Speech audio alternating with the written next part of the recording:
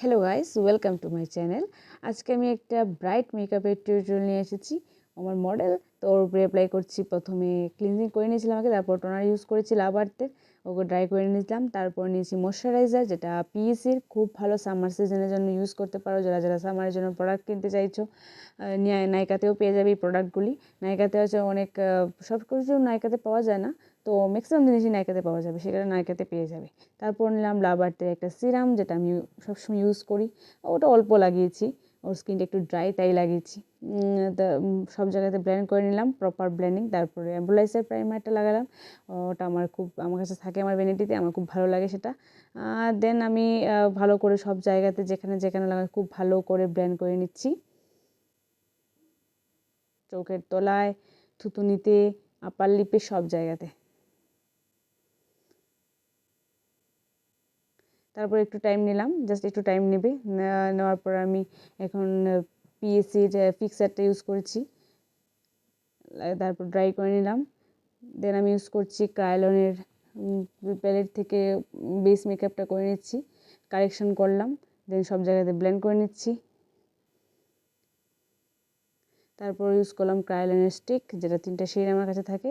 তার সব fair dark সব শেডে, ফেয়ার ডার্ক মিডিয়াম টোনে মিক্স ম্যাচ করে আমি লাগিয়ে দিই সব জায়গাতে। কারণ সামার সিজনের জন্য খুব ভালো স্টিকগুলি, খুব ভালো ফেসের সাথে গিয়ে বসে খুব ভালো ওয়াটারপ্রুফ মেকআপ করা যায়। তার সাথেও অ্যাপ্লেজা অয়েল মিশিয়ে সেটাকে ওয়াটারপ্রুফ করা যায়, ক্রায়োলনের স্টিক। তারপর নিলাম নাটস, যেটা আমার খুব ভালো লাগে, একদম ডিউ লুক দেয়। নাটসের 3টা শেড কিনতে পারো চাইলে। তারপর নিচ্ছি আমি টার্টের কনসিলার, দেন আরসিএমের পাউডার, লুজ পাউডার। মেকআপটাকে সেট করে নিলাম অল ওভার নেকে, ফেসে, নেকেও লাগিয়েও প্রোডাক্ট। তারপর নিলাম বাহামা থেকে ব্রোঞ্জার, তারপর মিলানের একটা ব্লাশার দিয়ে মুখটাকে যেখানে যেখানে ব্লাশ করি আমরা সেখানে ব্লাশ লাগিয়ে দিলাম। তারপরে হাইলাইটার লাগিয়ে দিলাম ব্রিজার্টের।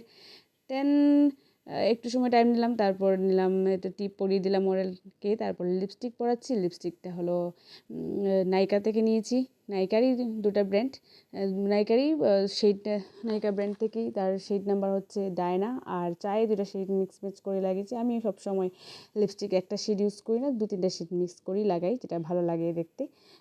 যেখানে লিপসটা প্রপার শেপিং করা খুবই ইম্পর্টেন্ট, না হলে দেখতে ভালো লাগে না। কেউ লিপস যদি ছোটো থাকে তাহলে তার শেপ অনুযায়ী বড়ো করো, সেটা এখানে দেখাতে পারছি না, তো আরেকদিন দেখাবো লিপস কীভাবে প্রপার লিপস। অনেক সবের লিপস সেম হয় না, কেউ আছে ছোটো, কেউ আছে বড়ো, তো অতিরিক্ত বড়ো তাকে একটু ছোটো করতে হয়, আর না হলে একটু লিপসটাকে ছোটো হলে বড়ো তো একটু করতে হয়।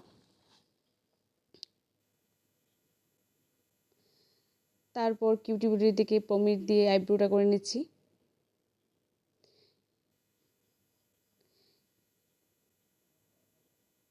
এই আইব্রো পমিটা খুব ভালো, নিতে পারো যারা যারা চাইছো কোনো পমিড ইউজ করবে।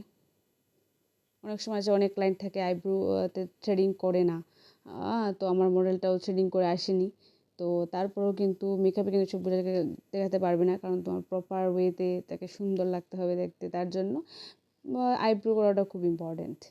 তো কিউটি বিউটির এটা খুব ভালো, এটা নিতে পারো।